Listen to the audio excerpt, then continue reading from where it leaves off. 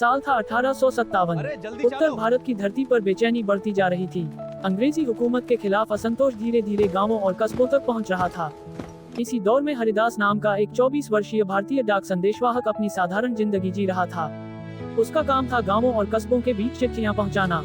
लेकिन एक दिन उसे एक ऐसी चिट्ठी मिली जिसने उसकी जिंदगी बदल दी। मिस्टर राम सरन। चिट्ठी एक साधारण कागज के लिफाफे में बंद थी। उसके ऊपर गहरे लाल रंग की मोहर लगी थी, जिस पर एक रहस्यमय निशान बना था। हरिदास कुछ पल तक उस लिफाफे को देखता रहा। उसके मन में सवाल उठा, आखिर इसके अंदर ऐसा क्या लिखा है। लेकिन उसने चिट्ठी खोलने से खुद को रोक लिया। उसने सोचा, मेरा काम संदेश पहुंचाना है, उसे पढ़ना नहीं। उसने चिट्ठी को अपने पुराने चमड़े के डाक बैग में सुरक्षित रख लिया और अपनी यात्रा शुरू कर दी। शाम होने लगी थी। एक पुराने बरगद के पेड़ के पास पहुंचते ही हरिदास को महसूस हुआ कि शायद कोई उसका पीछा कर रहा है। वह रुका और पीछे देखा। सड़क सुनसान थी, लेकिन कुछ ही देर बाद उसे दूर से सैनिकों की आवाज सुनाई दी। अंग्रेजी ईस्ट इंडिया कंपनी के कुछ सैनिक सड़क पर आगे बढ़ रहे थे। हरिदास तुरंत बरगद के पेड़ के पीछे छिप गया। सैनिक उसके बेहद करीब से गुजरे। हरिदास ने सांस तक रोक ली। कुछ देर बाद जब सैनिक दूर चले गए, तो वह खेतों के बीच बने एक गुप्त रास्ते से आगे बढ़ गया। रात होते होते वह एक नदी के किनारे पहुंचा। वहां एक छोटी सी लकड़ी की नाव बंधी थी। हरिदास नाव में बैठा और चांदनी रात में नदी पार करने लगा। दूसरे किनारे पहुंचकर वह एक छोटे से गांव में पहुंचा। वह एक पुराने मिट्टी के घर के सामने रुका। दरवाजा खुला और एक गंभीर व्यक्ति बाहर आया। हरिदास ने अपने बैग से वही रहस्यमय चिट्ठी निकाली और उसे सौंप दी। लाल मोहर अभी भी सुरक्षित थी। हरिदास का काम पूरा हो चुका था, लेकिन उसकी कहानी अभी खत्म नहीं हुई थी।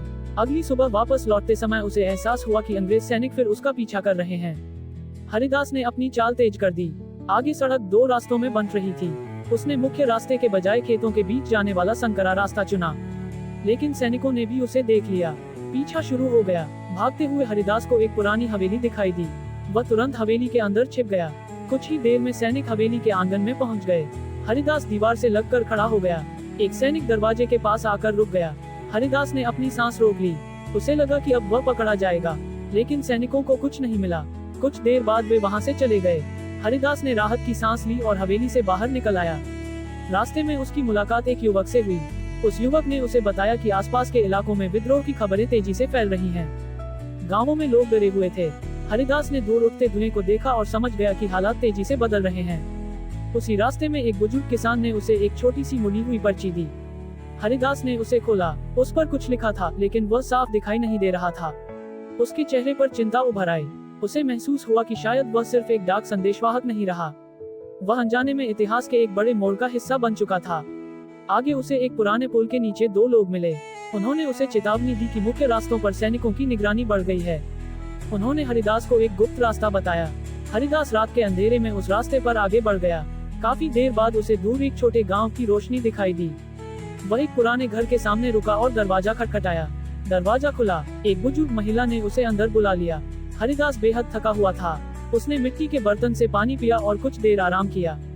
उस रात वह सो नहीं पाया। वह खिड़की के पास बैठकर बाहर जलते छोटे छोटे दियों को देखता रहा। उसने सोचा, एक रहस्यमय चिट्ठी, अंग्रेज सैनिक, अंधेरी रातें, नदी का सफर और एक ऐसा देश जो किसी बड़े बदलाव के बिल्कुल करीब खड़ा था। सुबह सूरज निकला। हरिदास घर से बाहर आया और एक ऊंची जगह पर खड़ा होकर दूर तक फैले खेतों को देखने लगा। सूरज की सुनहरी रोशनी पूरे गांव पर फैल रही थी। हरिदास कोई राजा नहीं था, कोई सैनिक नहीं था, वह सिर्फ एक साधारण डाक संदेशवाहक था। लेकिन इतिहास हमेशा बड़े नामों से नहीं बनता। कभी कभी इतिहास उन अनजान लोगों के कदमों से भी बनता है, जो कठिन समय में भी अपना कर्तव्य निभाते हुए आगे बढ़ते रहते हैं। हरिदास ने आखिरी बार क्षितिज की ओर देखा और फिर वह आगे बढ़ गया।